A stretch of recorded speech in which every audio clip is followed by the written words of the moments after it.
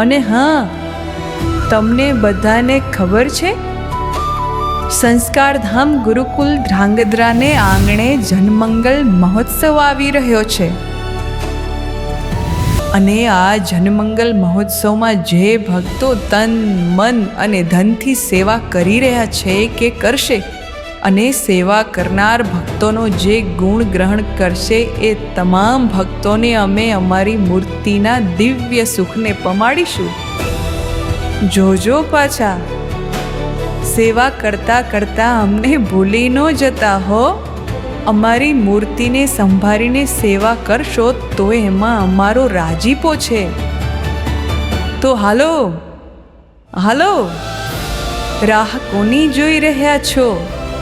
જનમંગલ મહોત્સવના સેવારૂપી સત્કાર્યમાં જલ્દી જોડાઈ જાઓ.